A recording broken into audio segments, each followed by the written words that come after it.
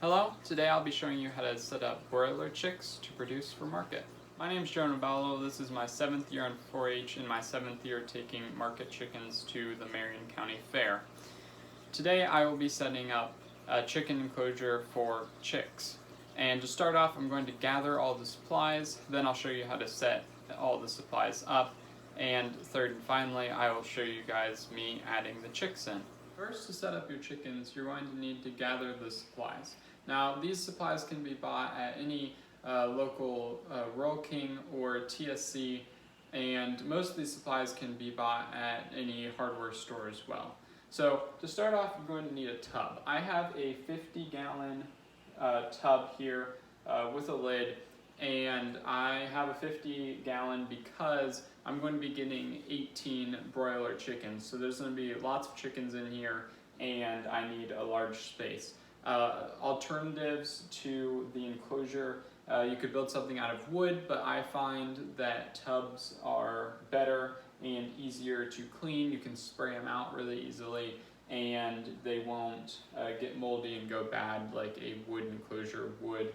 But you don't necessarily need a 50-gallon tub. You could use something smaller than that depending on the amount of chickens you have and the breed of chickens you have. So onto the appliances, the supplies, you're going to need a lamp. Now, I have all of these supplies from past years because I've kept chickens for so long, so this is just an old lamp. I know that you can get these at hardware stores as well as, like I said, a Rural King or a TSC, and not very expensive. And then with that, you're going to need a bulb. And I find that you could use a 125 watt bulb. You're going to want to keep these guys very warm because they're baby chicks. So you're going to want a hot heat bulb, and I believe I bought this from Rural King.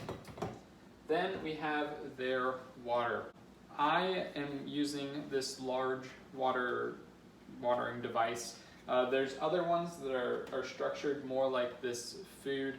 They look like this, but they're about this size. I find that this works better because you don't have to change it out as often, and it won't run out of water as often. And with 18 chickens, you're not going to want something that's small like this for their water because they need that water. One thing with this is you're going to make sure you need to clean it out quite a lot. They tend to kick the shavings into the water dish, but this is what I use. You might want to take in consideration the breed of chicken that you have. I have broilers. These chicks are relatively large compared to some other breeds of chickens.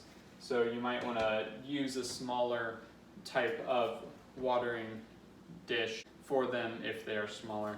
Then we have the feed, and this is a mason jar connected to this lovely device, and then you fill it up with your crumbles, and then you just flip it over, which is the same system with the watering dish.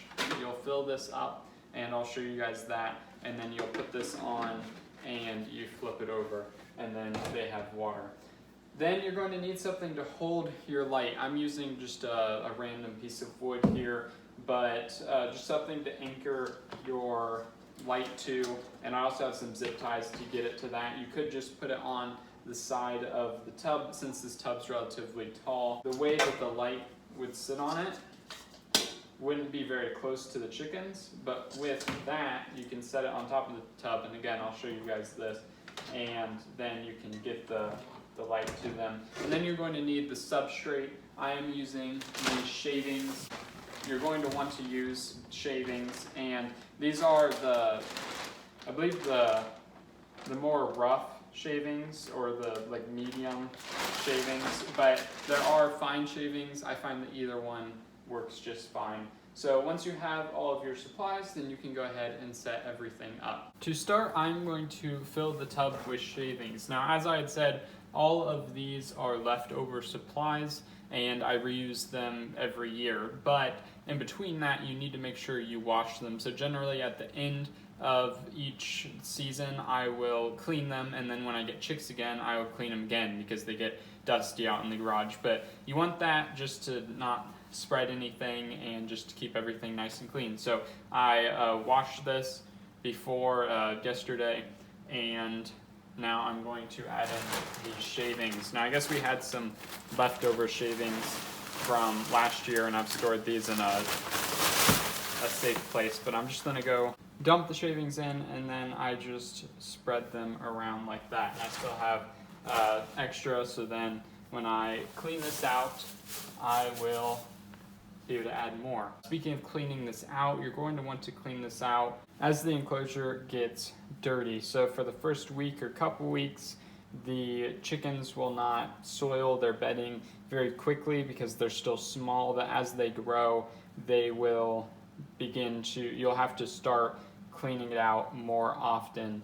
And as that happens, as it gets warmer outside, as well as they start soiling their bedding more quickly and it starts to smell more, I will move their tub out to the attached garage so I can still keep an eye on them and make sure that they're doing well, because I don't want to upgrade them to their final enclosure until they're big enough, but I also don't want to have their gross enclosure inside at that point. So that's what I go ahead and do each year when they reach that in-between point. So now we're going to move on to the food and water dish. As with the enclosure, I also cleaned this out just the other day to make sure it was all clean for the chicks this year. And I'm using the tap to fill this up, but eventually I'll be using the hose when I move the chicks out to the garage. So now, once it's filled or partially filled, you will want to slide this on. And there are other watering and food systems. This is just what we personally like to use. And then I'm going to carry it like this to the enclosure, and I'm going to flip it over. So here I have their water, and I'm going to flip it away from the side that has the spout. And then, as you can see, the dish area will fill with water, and then I'm just going to set it down in the shavings. And then I'm going to just put the food in here like this. I don't currently have the crumbles. I am getting those later today when I pick up the chicks. You want to be prepared with all of this. It'll just be easier. You don't want to go out and buy the chicks and the enclosure and everything at the same time. Preferably you set everything up and then go get the chicks. So now I'm going to be setting up the lighting. So we're going to take the board, and I'm going to just lay it across. Preferably I would have grabbed a piece that was a little bit shorter, but it will work. And then I'm going to set it like this, and now you can see it's a lot closer to the chicks this way. And I'm put it on the food side. I think I'm going to put it like this though, and I'll show you why. So we'll have the light here, and I'm going to trust that, and I don't think I'm going to use zip ties.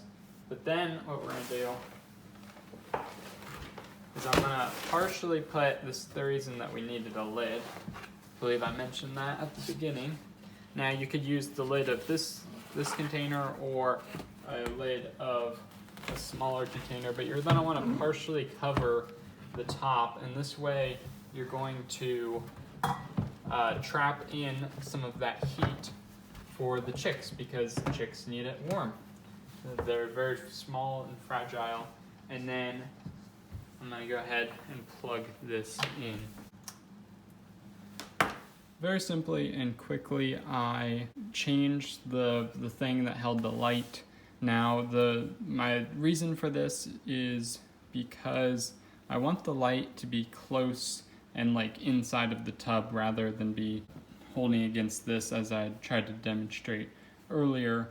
So I wanted it to be able to, this light to hook to a board that's laying flat like this, and this is the easiest way that I found to do it. So I just screwed these two pieces of board together, just random pieces that I had, again, out in my garage, and this works. I'm sure I could come up with something prettier, but this is only temporary. The chickens will only be in this tub for not very long, so this is what I'm going to use, and then this will go down over this.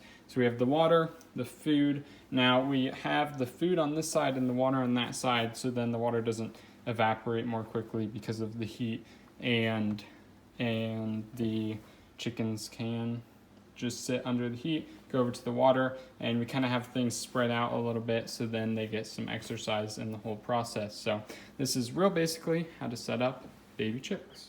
So I picked up the chicks and I placed them in here. We also went and got chicken crumbles. You'll want to get the starter grower feed, and you'll definitely want to keep I have the feed tag and the proof of purchase for the chicks for my fair record book. But here these guys are. You can see they're gravitating towards under the light because it's nice and warm down there. I temporarily have the lid positioned off of here, and they are eating and drinking. We got 18 chicks because in my experience you seem to possibly lose a couple throughout the year to heat or just a bad start, bad genes, some type of thing like that. So it tends to happen every year. So we got 18 when we only need 6. You definitely don't want to get exactly as many as you need because there is definitely that possibility, especially with heat, that you can't necessarily control. And we have 18. And then the ones that we do not take to fair, we will probably eat ourselves. Another reason to get more is so then each one will develop differently, and you want consistency within the weights and the structures of the animals. You want a pen of 3 to be very even and similar within the 3 chickens. So that is why it's important to get a couple. You don't need to get 18, but maybe 12 would do, to make sure you have a good chance of getting 2 nice pens of 3. It has been 9 days since I got the chicks. At first I started off cleaning their enclosure every other day for a couple days, and then at this point it is now to every day in this 50-gallon container. This morning, I moved them out into the garage because it's warm enough outside, and they're beginning to need to be cleaned every single day. Pretty soon we'll move them into a smaller version of their final enclosure, which is much bigger. It's a wooden structure that is just the concrete on the bottom. Right now we are feeding them the chick starter grower crumbles, which is 18% protein, but we will eventually switch their food. These guys need to be kept at 95 degrees when you first get them, and that's why you want that 250 watt bulb, and then from each week from there you want to drop it about 5 degrees and so on, and then eventually you'll be worrying about how hot they are rather than trying to keep them warm. Once you get them into their final enclosure, once they're much bigger in a couple of weeks, you'll be worrying about making sure there's a fan on them and making sure they're not too hot. But we generally keep the light in somewhere part of their enclosure the whole time, just so they eat throughout the night, but also if they ever do become cold for any reason, they always have that option. To conclude, I first gathered all my supplies. I personally already had all of the supplies from past years, but if you need to buy the supplies, you can get them from TSC, Royal King, or hardware stores. Then I set up the lighting, the food, the water dish, and the tub with the shavings as substrate. And then third and finally, I added in the chicks. Once the chicks were in there, you basically just take care of their enclosure as needed, feeding them multiple times a day if you have that small of a feeder, and watering them also multiple times a day. This has been how to set up broiler chicks to start raising your market chickens. I hope that you guys enjoyed, and I hope you have a fantastic day.